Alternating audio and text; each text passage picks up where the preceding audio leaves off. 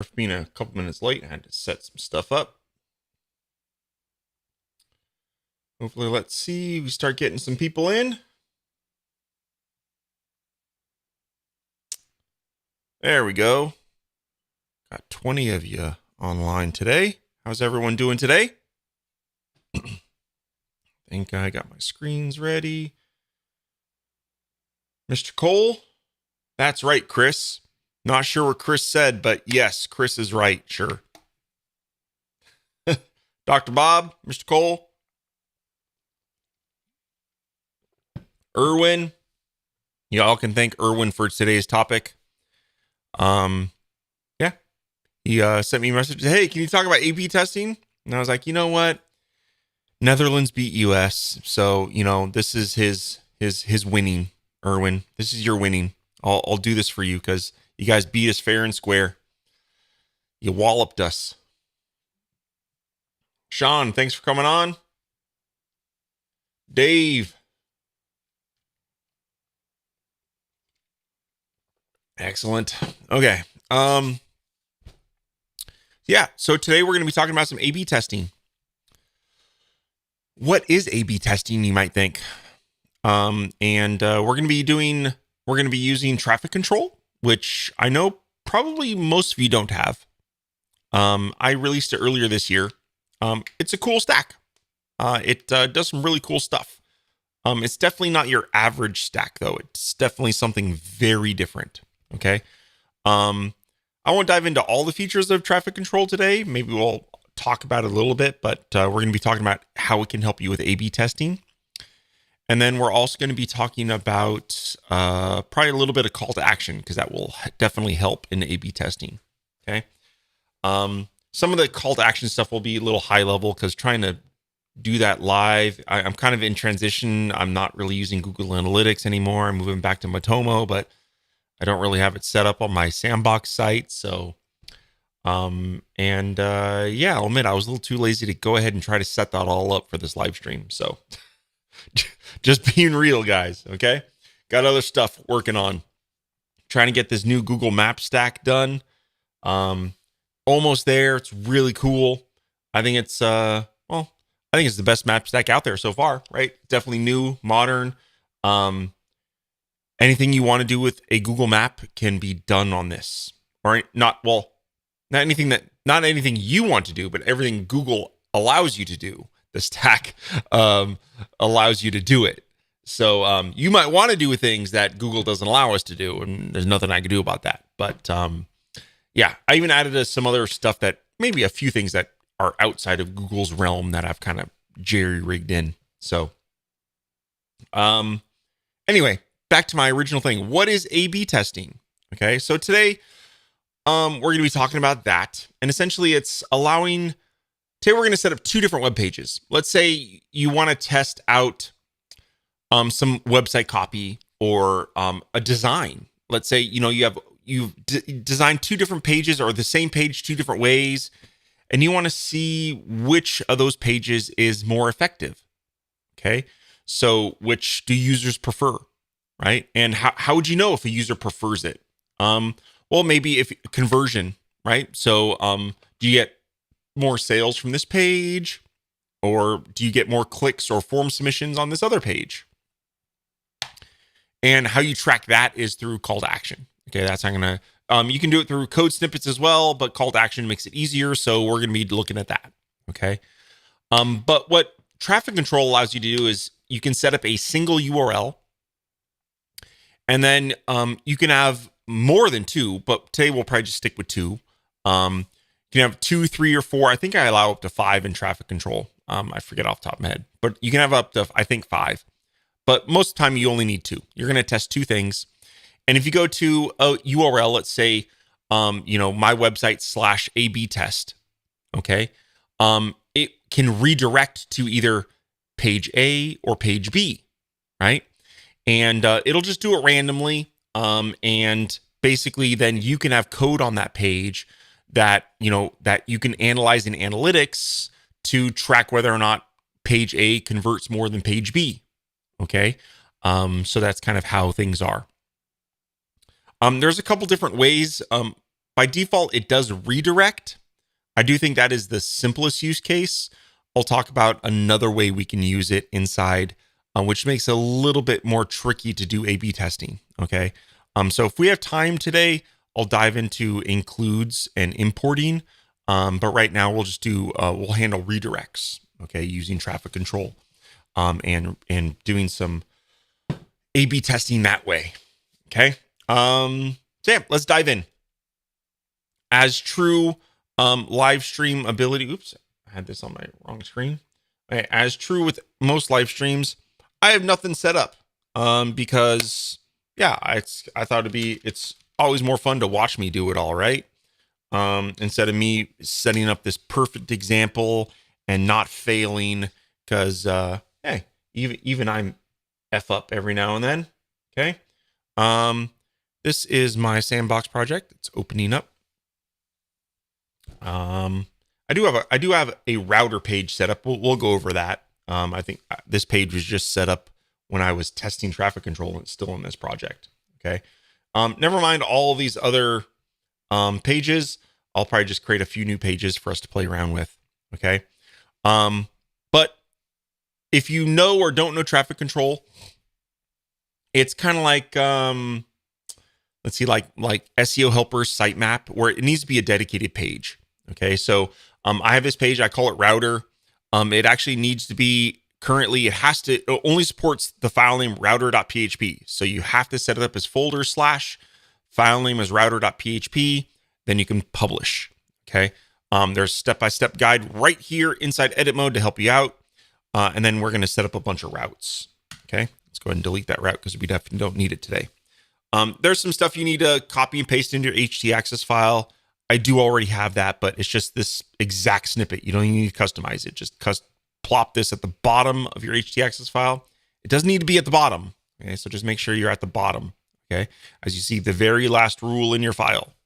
Okay, you can do imports of routes via CSV. We're not going to dive into that today. Okay, I have videos on all of that if you want to check that out.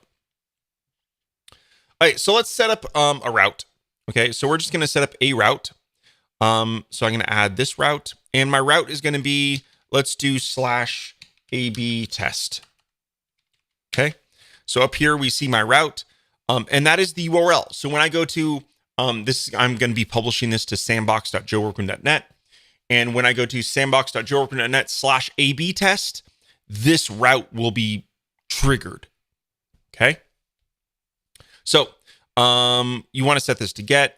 We want to redirect, which is the default. Like I said, there is an import. We might test that out later today. There's a lot of gotchas with import. Okay.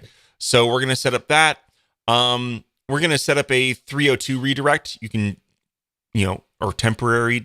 We'll just do move temporarily. Okay.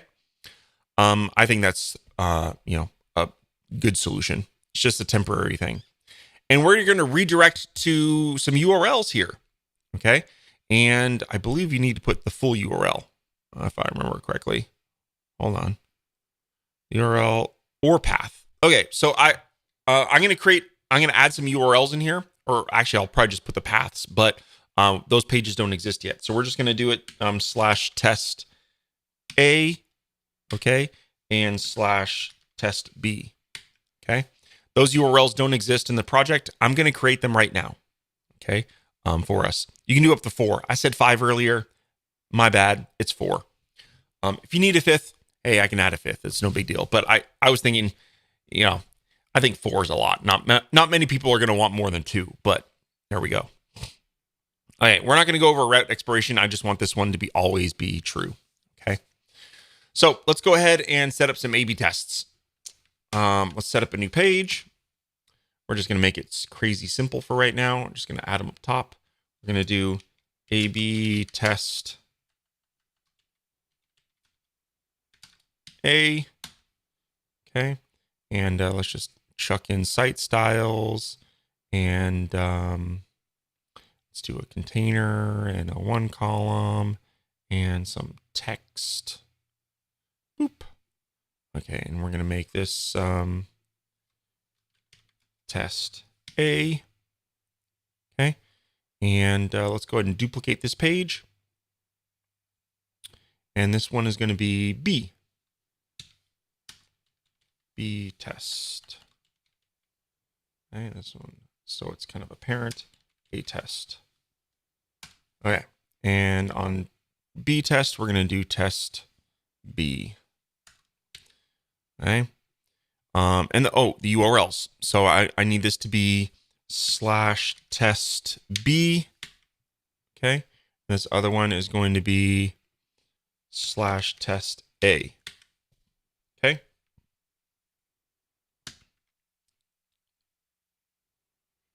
There we go. So first off, let's go ahead. I'm going to do file. Where is it? Oh, I'm in Safari. I'm like, I want to do mark all pages as unchanged. All right. And then I'm going to, let's go ahead and move this one up. Oh, that's going to make me do that. I don't want all that. All right. I'm just going to publish pages. I only want to publish these 3 pages.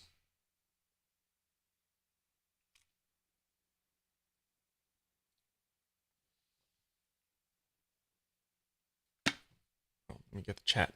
Nothing in the chat yet. Guess I'm blowing you away with my knowledge already. Okay.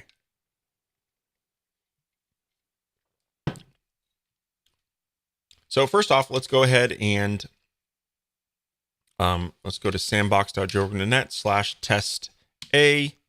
Okay. And there's test A. Oops, I need HTTPS. All right. Just for fun. Okay. And then we have test B, right? And that gives us test B. Now, remember I created a route. Okay. And that route says if I go to /AB test, okay, it's going to take me to test A or test B. So in my URL bar, if I go to /AB-test. Oh no, wait, what? Oh, let's look at my htaccess file. Maybe I didn't have those rules in my htaccess file. I actually think I was playing around with htaccess on my server earlier, and I may not have, I may have commented those lines out. So let's go verify that I did that. Edit with transmit. And I did comment those lines out. Look at that. I'm going to edit this in VS Code. Open with VS Code.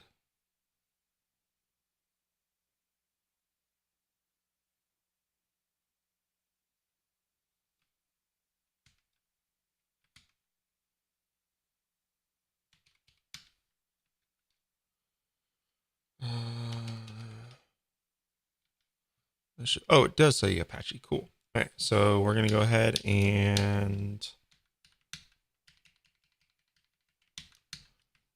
uncomment those lines out. Save it. Okay. And let's go back to Safari.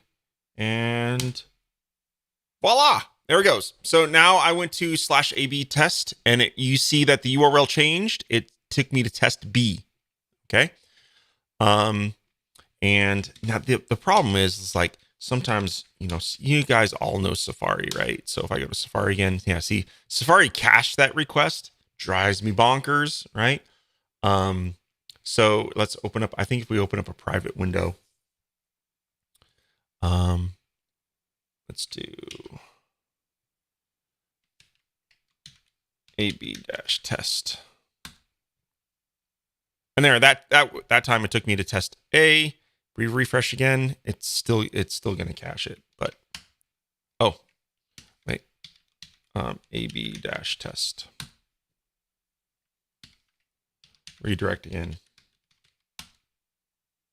Yeah, that blasted Safari. This browser caching. But as you see, hopefully you guys can go ahead and hit sandbox.joburg.net/AB-test. And yeah, it'll take you to either A or B. And if you refresh it though, Safari's going to cache those redirects, which is a little annoying. But from your perspective, visitors are going to be, all, going to a different one, right? So, which is actually kind of good, because if a user goes to, clicks on your URL and goes to a page, and then let's say they go to that URL again and they get potentially a completely different page, it might confuse them. So, from Safari's perspective, that's a good thing for the end user. Makes our lives as the designers or developers a pain in the butt, right? But it is what it is. If you really wanted to test something, you can use something like an app called Paw. I use this a lot. It's kind of like a programmer's browser, I'm going to call it. Where is it? Here it is. Okay. It is on, if you have SetApp, it is on SetApp for free. There's probably some cheaper alternatives. It is a pricey app. AB-test. Okay. So first off, we got, by default, I have follow redirects turned off. So you see that it's going to, I got a redirect, and it's redirecting us to /test_b. Okay. And actually here, we go here, then it redirected us test B, test B, test A, test A, test A, test A, test A, test B. Okay. And you can see that from right here. Now, if I go to, if I turn on redirects, we need web view. There, it took us to test B, test A, right? So it's randomly sending us. So yeah, this browser doesn't cache anything. It's kind of, like I said, it's kind of a programmer sort of thing where you can kind of get, instead of viewing the web response, you can like view the raw response, and you can view all kinds of interesting stuff about it. Super useful for me. For some of you, it might be interesting, especially if you have SetApp. Go ahead and download it, play with it. It's fun. Okay. There we go. Don't need this. Delete that. Okay. So now that we set up a redirect that goes from either page B or page A, right? How can I register these views? How do I know what's going on? Okay. So first off, inside RapidWeaver, okay, if you go to your traffic control page, let's go ahead and look at this page. You will see that A/B test has been visited and redirected to test A 10 times, and it was visited and redirected to test B 9 times. Right? That's pretty interesting. All these other ones were me playing around with other things. As you see, this was in July, which is around the time I was releasing traffic control. So if you wanted to kind of see the redirect counts for this stuff, it's all baked into traffic control. Traffic control keeps count of that stuff for us, which is pretty slick.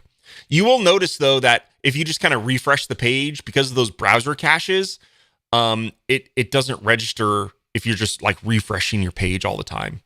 It might not register inside of traffic control because the browser is just caching that request and just serving up that redirect for us automatically. Okay. But for any new request, as you see here, it does log them, okay, by date. That's pretty slick. Now, once on top of that, okay, I know we're gonna like, okay, cool, I can see how many redirects, but I need more information. That doesn't really help me with A/B testing, right? I mean, it's interesting to see how many times people hit A/B test and how many times it redirected to every page, right? Cool, good information to know, but we need more. Okay, so you're going to be using some sort of analytic software.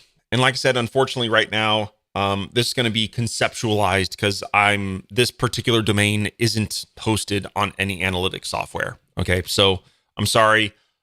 This bit of this is just going to have to be theoretical a little bit. Okay, so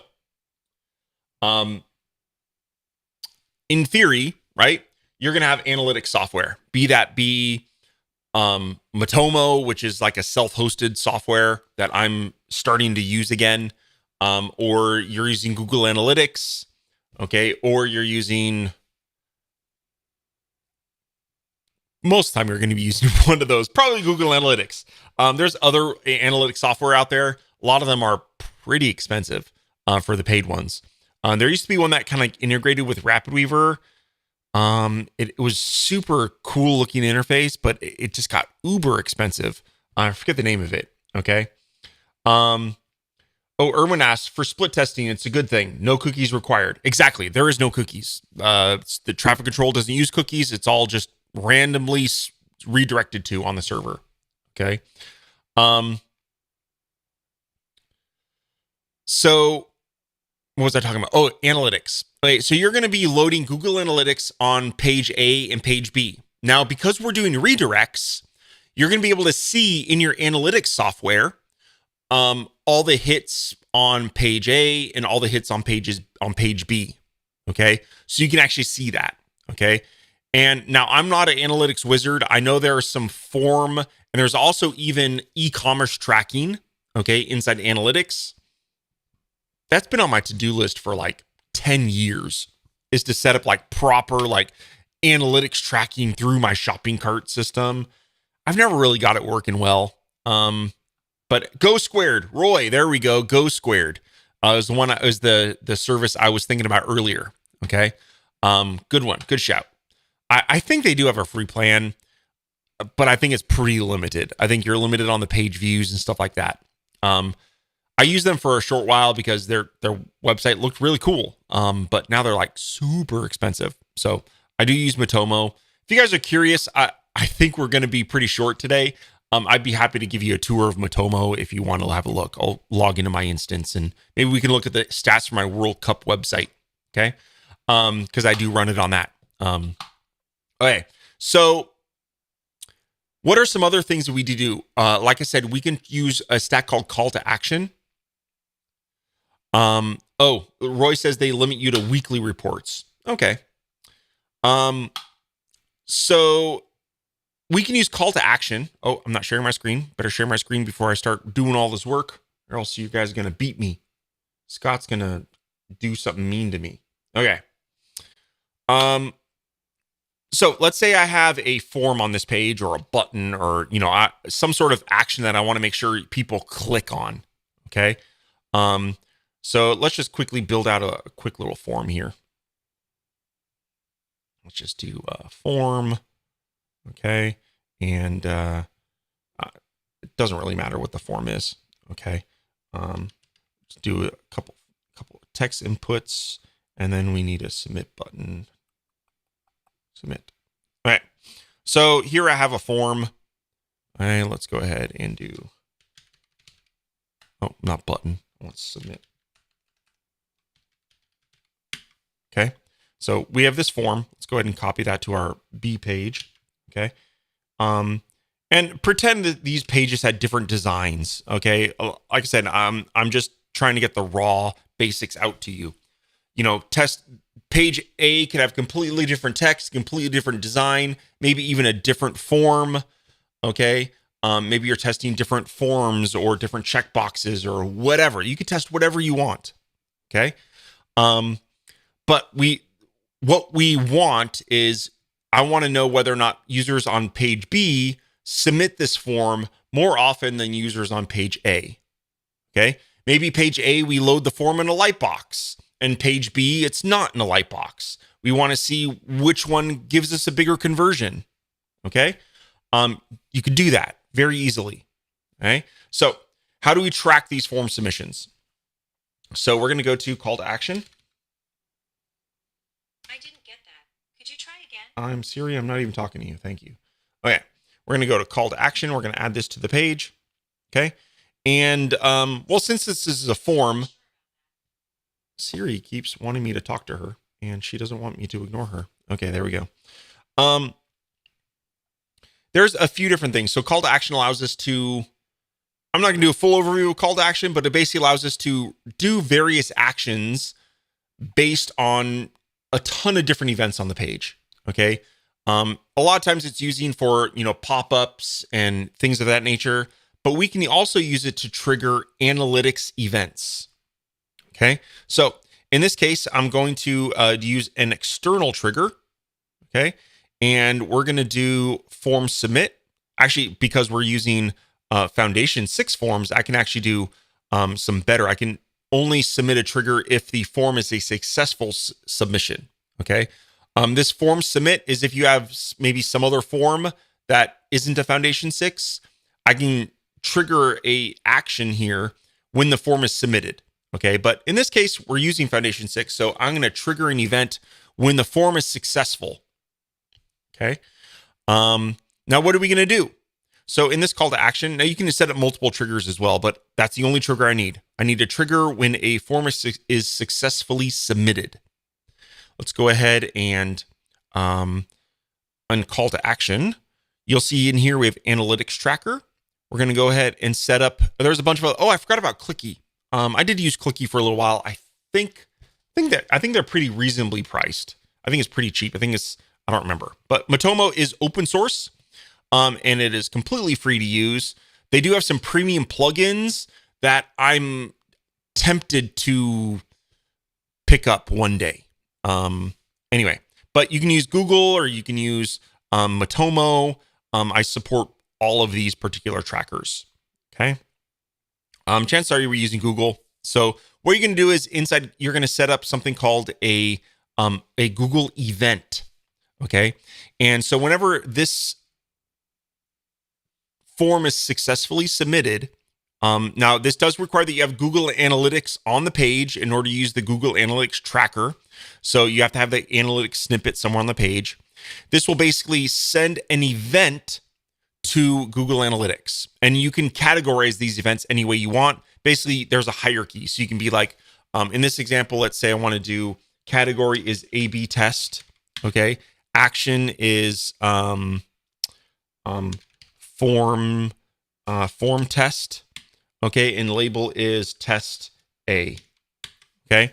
So you can set up there's 3 layers of categorization that you can view your events at. So if you wanted, you could see all your A/B tests and all your form tests. And this one is test A. Okay. And obviously if we move this over to page B, on page B, I would set this to be, the label would be test B. Okay. So in this call to action, it's everything is the same minus, the label of my test. So whenever this is submitted, I would then see inside Google Analytics. Again, I can't show you guys right now. I'm sorry. I don't have analytics set up on this. And even if I did, I have to say real-time event tracking and analytics is a little annoying because sometimes you have to wait a few minutes for the events to show up. They're pretty reliable the day after, but in terms of real-time waiting for the event, sometimes it takes a little bit of time. But so then you'll have a table in your analytics tracker, okay, that shows you the number of events for test A, the number of events for test B that came through, okay? Then you can compare those numbers to the number of visits that you got on test A versus the number of visits you got on test B.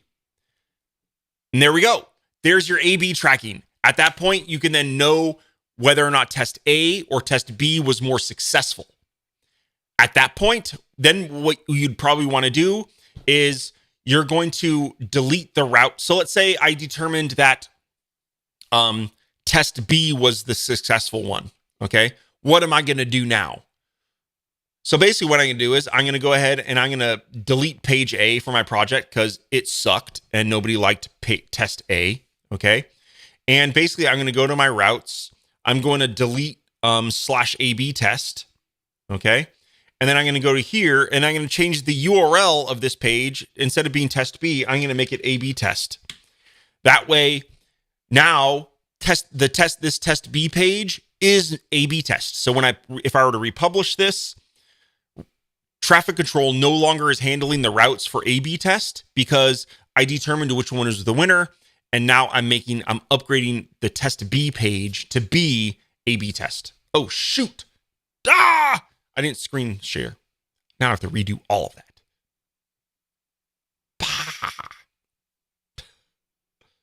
All right. So, all right, let me undo. Bastards. Can't undo Rapweaver doesn't let me undo page deletes. Doesn't let me do it. Oh well. Okay, so let's just pretend. All right, so I'm gonna go over here and we had let me just set this back up again. Damn it. And then in my router. Oh look, I can undo that. Okay. So remember I had test A. And let's pretend this really was test A. Okay. So I determined test A was a failure. So I'm going to go ahead and I'm going to delete test A. Yes, I want to delete test A because no one liked it. Okay. Now we're on the test B page. So what I'm going to do is I'm going to upgrade this test B page to be /AB test, which was the route for my AB test in router, right? Inside the traffic control. So I'm going to go to the router. I'm going to delete that route from traffic control. So traffic control is no longer handling the AB test route. And that is because AB test is now, I've upgraded the B test to be the official page. Does that make sense? Will Stacks Pro have undo for files? I have no clue. Erwin, sorry. Yeah, rookie move, Mishkol. That's right. Damn, rookie. You think I've been doing this long enough? I'd like have it like a mental switch, boom, screen share, you know, but oh well. So does that make sense to everybody?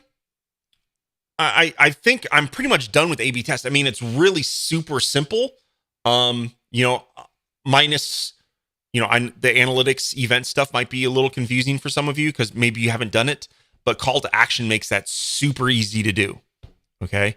And at this point, we probably don't even need the call to action anymore on this page, unless you wanted to, see how many people are submitting this form, right? Then you can upgrade this, this and track how many people are submitting forms, right? Pretty cool. Can't have two index.phps in the same folder, Joe. Yeah, you could. You could have, Oh, can you have two index.php? No, you cannot have two index.php files in the same folder because they're both named index.php, so they can't be in the same folder. You lost me there, Scott. You could potentially have, this could be maybe A/B test, and then let's rewind that I'm setting up this as a test page. Instead of index, I could set this be test B, right? And then I could have the other one be test A. That would work. Okay. But then at the end, you would just, set this page to be index.php. Hopefully. Okay. That's what I did. Cool. Thanks. Yeah, pretty simple.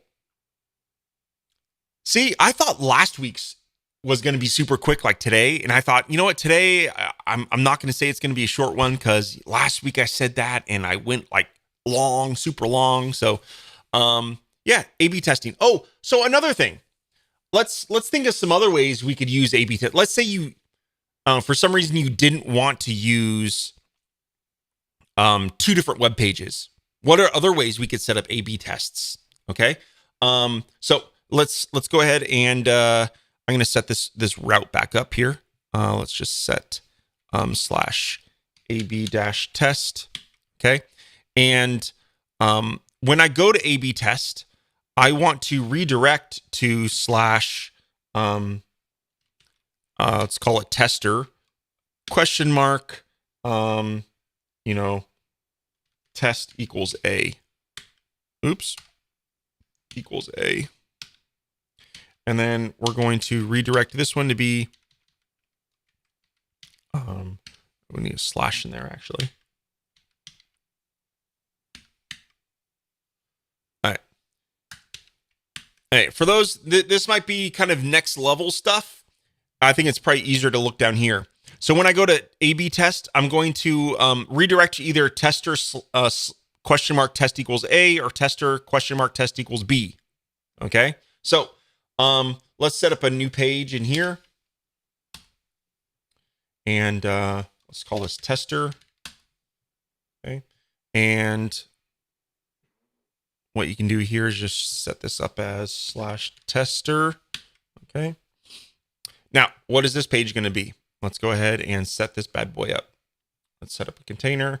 Let's say, now what here I'm going to do is I'm going to use agent. I'm going to use agent URL. And what I'm going to do is I'm going to look for, I think it was what, test, right? So here, the router. So this is basically, the route is sending both requests to the same page, but it's passing different URL parameters, right? So in here, I'm going to use agent URL to display different content on the page, right? So here we have agent URL, and I'm going to say test is A, and let's do both. So if true, we're going to do text. Test A.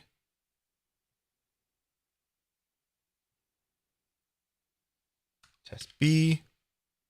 Okay. So here we go. Now on this page, when I go to agent, when I visit this web page and the test parameter is A, it's going to serve up this. Else it's going to serve up test B. Okay. So that's kind of another way that you can set up an A/B test. If you only want to do it on one page, you can use agent URL. I'm sure you can probably end up doing this with total CMS in some way as well, just by parsing out the URL parameters. Again, agent, I'm not going to dive into all of what agent does. It does a lot of stuff, but this, you can parse out URL parameters and display content based on those URL parameters. So here we're testing whether or not, if the key test has a value of A, display that one, else display B. Okay, pretty cool. And the import option of traffic control. Oh, dang, Erwin, I was going to try to skip that one. Because it is complex. Okay, so the import option. The import option allows you to, okay, let's set that up. Let's set it up. Okay. I'll actually do the import test one. All right, let's just go ahead and set those pages back up. I can do test A and test B.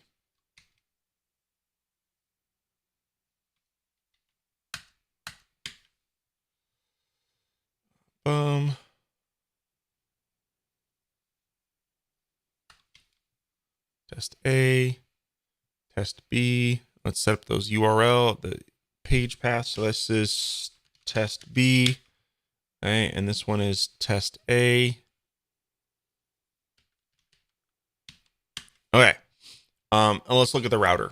Okay, so in the router here, let's go ahead and look at this route. We have /AB test. We're going to do an import, and what we're going to do is we are going to import. And this is where it gets a little tricky because you need to know how paths work. Okay.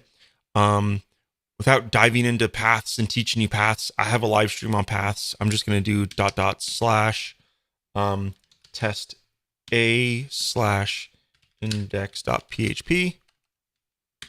Okay. And then I'm going to do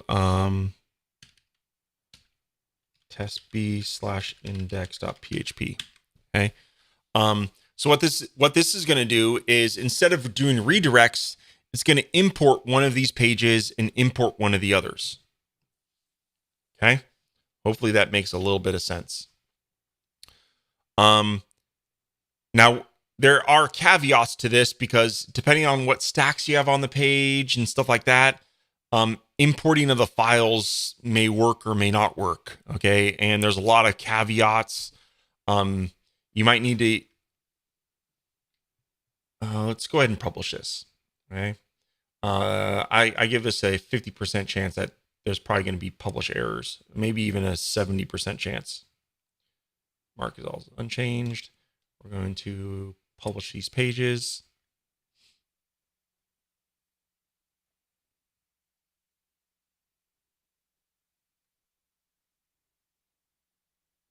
Right. And we're going to go to /AB-test.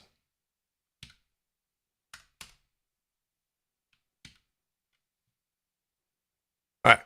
And there's probably some sort of PHP error on there. Hold on. did I need to do the relative path? Hold on, let me look at the tooltip here really quick.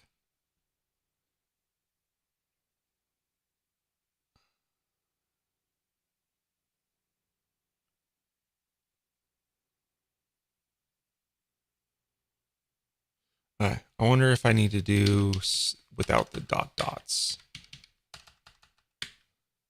Let's publish that page.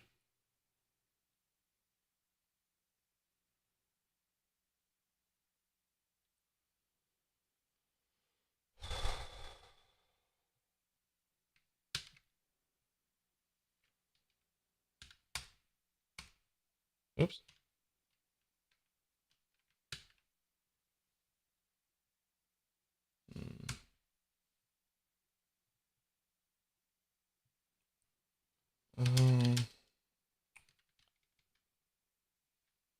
So I think I have an example in the traffic control.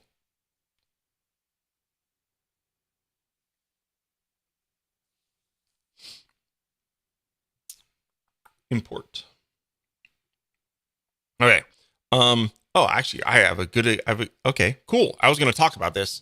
So, here's an example of an imported page. Let's go to my router. Oh, test import, and I'm going to import.p. Oh, that's right.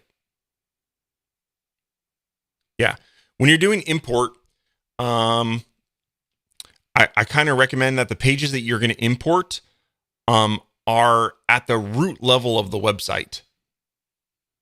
Okay. So like here I have these in a subfolder. Yeah, what we're gonna do is oops, Rappier doesn't like that. We're gonna do like test a.php, and this one we're gonna change the name. The folder is gonna be slash. And yeah, I know.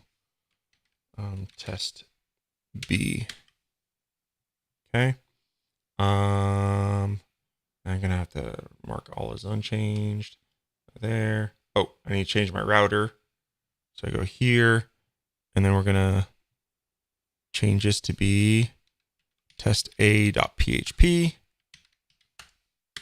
And then this one is testb.php.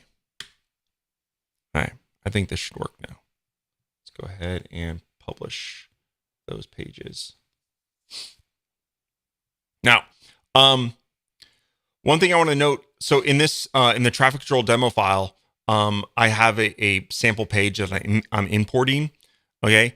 I recommend if you're doing that, okay, hopefully you have SEO helper, and you're going to want to have this base URL page, meta tag on there. Okay. And what this will do is this will help with importing the proper CSS and JavaScript files, okay, on the page. You just need to add this with the auto detect URL, and it'll definitely help with that, with the importing and potentially any conflicts with importing stuff. I forgot that I did this in the demo file. I'm glad that I did, because that's exactly what I recommend. Okay, pretty sure I have a video dedicated to this as well. Okay, but let's go ahead and see. Oh, had to republish everything, didn't it?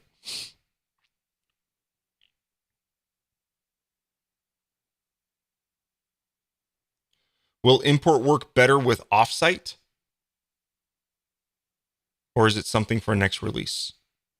Import is not what offsite is. Well, when this is done, you'll see what it is. Hopefully this will work. Essentially what it is, it doesn't change the URL. It imports the page, okay? Which is very different than an iframe, okay? I guess you could do an iframe. I wouldn't recommend it. I would rather just do redirects. Let's test this again here. There we go. All right. So if you look here, I went to A/B test, okay, and now it imported test A for me, okay. And if let's empty my cache, refresh, empty my cache. There, now it went to test B, okay. But if you notice, the URL is still A/B test, okay. Now, there are some caveats doing this way, okay. The caveats is, to your analytics software, page A and page B are going to look the same, right? So that's a problem because the URLs are the same. However, your event tracker is going to be fine because your Google event, because you're going to have call to action set to the labels as A and B on different pages, that should work just fine. So there's a caveat. If you're using the import and you want to track like page views between these, now traffic control will report that. So if we go back to this and preview this, you'll see here, well, that was a wrong one, but if you see there, here, this one, so it was hit 10 times already. Okay. So test A, test B, for imports. So it does track the number of imports. Okay. But that data doesn't get sent to your analytics. Okay. But if you're using call to action, the call to action event would be unique for the B page and the A page. Okay. So, there you go. Two different ways to do that. I understand the sexiness of the import process because your URL doesn't change, which is nice. Okay. I'll admit that. But there are some headaches with making sure that the page properly functions after the import. Okay. I also think the agent URL option is pretty interesting as well because you're just passing URL parameters and you're modifying the content on the one page, right? So that's pretty interesting too. So I do think that agent is an interesting option here. Portal would be something too. That's right. Yes, Portal is very similar to Portal uses PHP includes just like this does. Okay, it's very similar. Right? Portal is another whole nother beast. That's really complex. But yes, Portal does do that as well. It's like Portal, blank thing. Yes. So yeah, this is like Portal. Okay, but it keeps track of which pages imports. Okay, and so it keeps track of the number of times it imports each page for you, which is nice.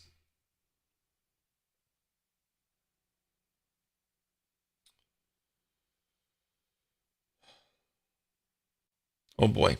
Even getting spammers in chat now. That's fun. Thanks. Wonder if I can oh look, I can block that person. Very nice. Excellent. And they're blocked. Nice one, Erwin. Okay. Cool guys. I guess I got 10 minutes. Oh boy. Fun times.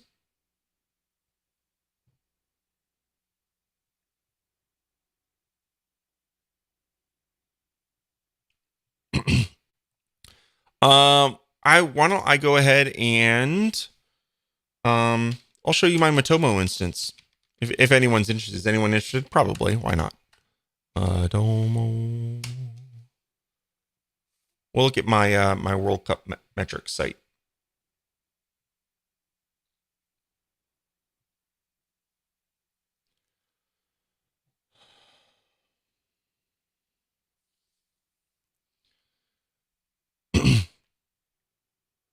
Oh, I'm not sharing my screen. Thank you very much. All right. So here is Matomo. And these are the stats for my, if you don't know, it's my World Cup brackets.info is a website that I created. And so it's kind of a cool little website, side project of mine that tracks the history of the World Cup. So as the World Cup this year is going on, I've been keeping track of the scores and everything. And yes, I realized I got the score for the Portugal game wrong. I got to fix that this morning. And then you can view the entire history of the World Cup. Okay, so you can go back and view every World Cup since 1930 and all the various winners, the logos, the what the ball looked like, the mascot, and the entire tournament groups and stages and all kinds of stuff. So cool site. But this is Matomo. And it's kind of like a free open source version of Google Analytics. You do host it on your own server. So all of this data is on my server. It's not sitting on Google servers, right? Which is nice. I do get visits in real time. Okay. So I can see, everyone that's currently on the site. I can see what pages they have visited, right? So someone in Missouri is on the site right now and has visited the homepage, the homepage again, and the homepage a third time. Oh boy. Okay. But pretty interesting stuff. So this guy visited 1970 and the homepage. And then you can see, where people are visiting from, and you can do all kinds of stuff. It's traditional analytics stuff. So you can go ahead and look at, it also does Google events. You can see exit pages and entry pages. So most people are, going in at the homepage, obviously, and then all the various other pages, okay, throughout the site. There is no site search, but yeah, I mean, it is Google Analytics. Just kind of, I think it is GDPR compliant. It doesn't track users' IP addresses and things of that nature. But it does track visits and things of that nature. So, pretty cool stuff. Okay. And, since it is not stored on a third-party server, it is nicer. Since you don't have you still have to disclose that you have it. At least I do. Check with your GDPR lawyers or whatnot. But I do disclose that I have analytics running, on the page, but we do not track your information, just that you visited. Okay. Or not you, but a person visited, which is interesting. Okay. Yeah, I'm not going to do a full overview of Matomo. Check it out. Like I said, it is free. It's super easy to set up on your own server as well. Okay, so that's fun. Cool, guys. I think I'll give you 6 minutes back of your time.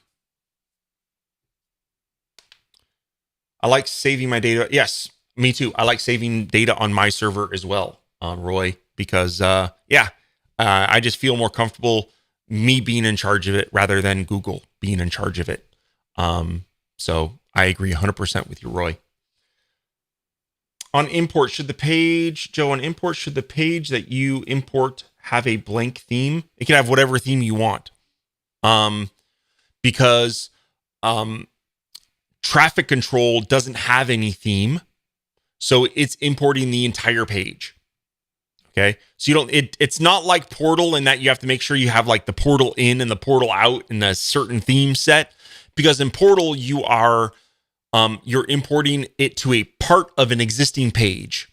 But with traffic control, you're just importing the entire page, because the traffic control page itself doesn't use a theme.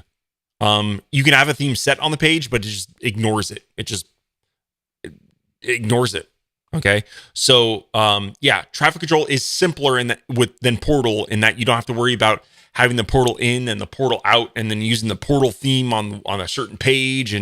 And so, yeah, it's simpler in that respect. You just design your page however you want and import it with traffic control. Done. So yeah, it's much simpler. Hopefully that answers you, Scott. Sorry, I didn't see that one earlier. Cool, guys. I think we're going to call it a day. Gave you 4 minutes back now. Sweet. Take care. Good luck on Saturday, Erwin. Yeah.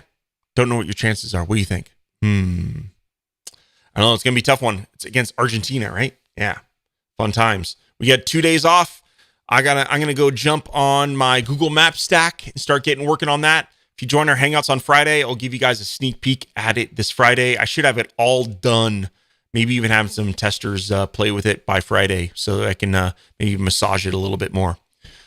Thanks, guys. Take care. Have a wonderful rest of your week. And hopefully I'll see some of you on Friday.